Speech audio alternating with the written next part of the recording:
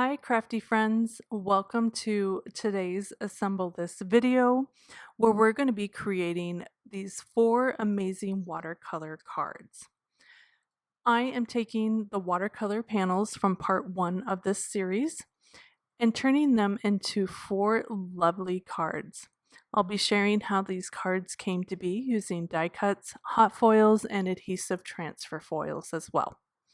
I'm featuring the July 2022 sentiment kit from Unity Stamp Company with this gorgeous vintage floral branch and then all the beautiful mix of sentiments that you can use from this kit.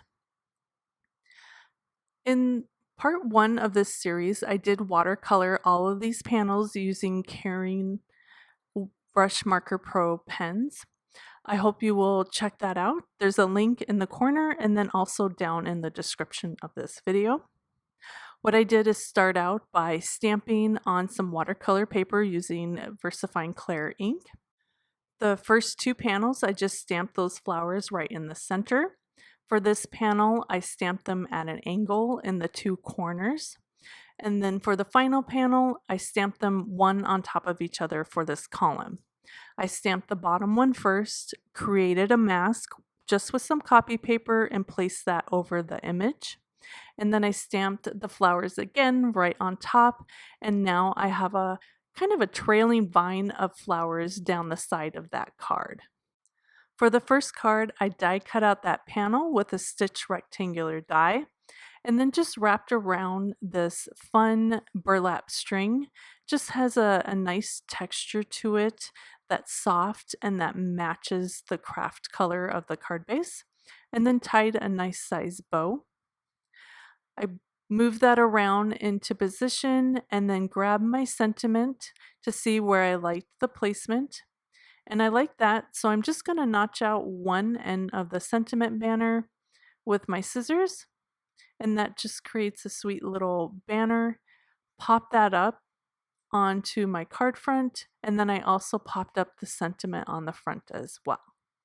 I just really like the craft of the card base behind this panel. It really helps that blue to pop. And then just for a little bit of interest and a bit of shine, I added a few clear dewdrops. For card number 2, I again grabbed that craft cardstock and die cut a frame. I'm just going to set that center panel to the side. I won't be using that because I'm going to use the frame to highlight these watercolor flowers. And I'm just going to place that over the top, draw a pencil line around where I want that frame to really highlight those flowers. And then I'm going to do the same on my card base. And this is going to help me line up those 2 panels so I can make sure that my flowers are really in the center of my card.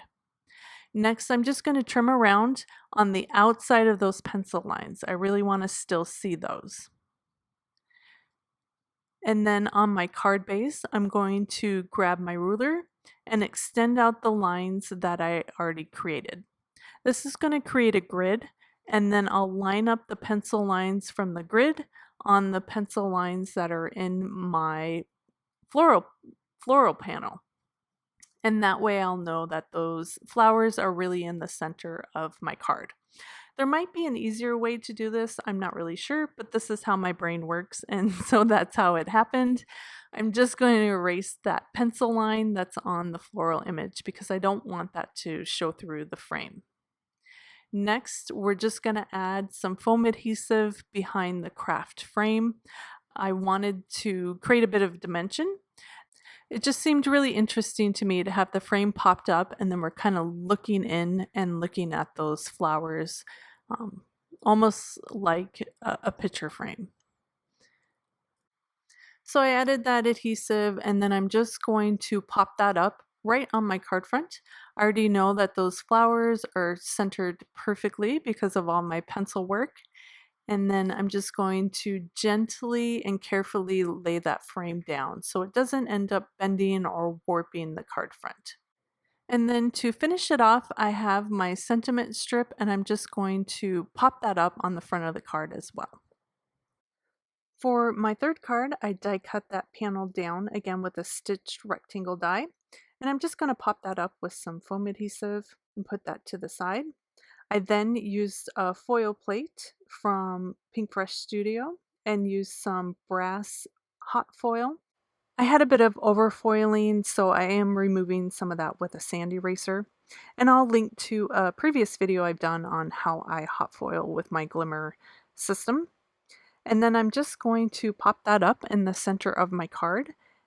And I just really like the contrast of that brass foil in the background. It's just nice and subtle, but it's a really nice accent to really make the florals of this watercolor panel really pop. Next, I have my sentiment in a strip, and I'm just going to notch out either side and then pop that up in the bottom of my panel. And then just to kind of bring in the brass color from the background, I added a few sequins to the front of the card. For the final card, I'm using the scallops and stitched rectangles dies from Unity. I have a black mat of the scallops, and then I'm just going to glue my watercolor flowers into the center of that. I pulled out some adhesive transfers from Thermal Web and Unity. I just love these words and sentiments.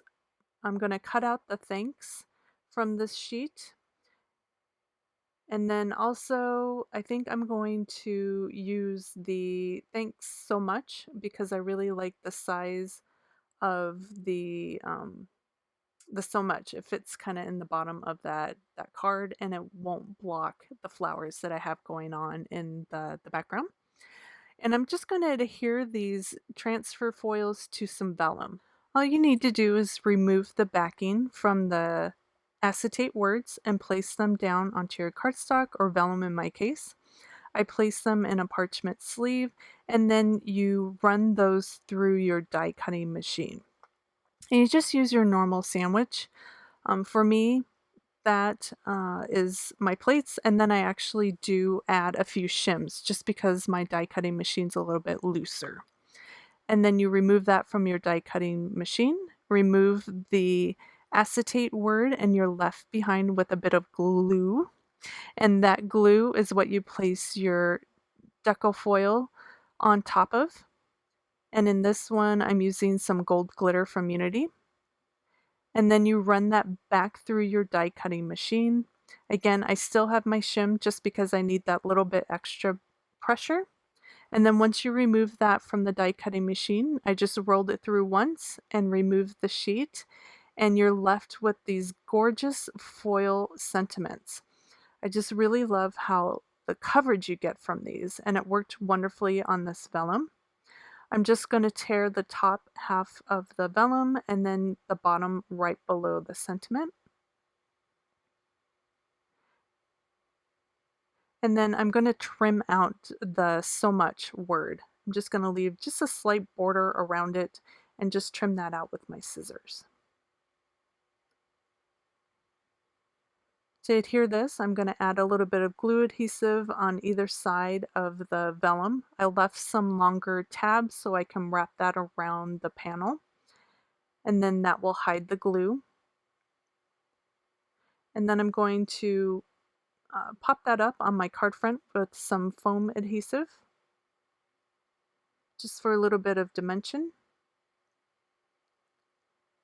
And then once that's in place, I'm going to pop up my little so much sentiment with some foam adhesive as well, and right below the things.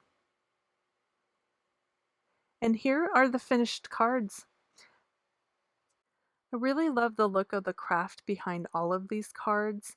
I feel like the blue in this image just really pops, and the sweet element of that bow with the sentiment and the little hints of sparkle from the dewdrops are just perfect.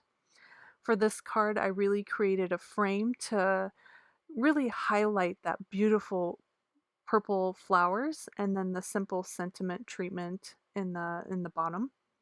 And then for this one, I really amped up the shine with the hot foil brass background, and then the bringing in the element of brass with the sequins. And finally, we're really creating a lot of glitz and glam with that thanks sentiment with the deco foil adhesive transfer sheets. Please check out part 1 of this series for how I watercolored the floral panels with the Karen Brush Marker Pro pens. I'll have a link to part 1 in the description of this video, plus all the supplies used in today's cards on my Dollhouse Designs YouTube channel and blog. Please give this video a thumbs up and subscribe if you enjoyed it. Plus, if you have any questions or sweet comment, post below.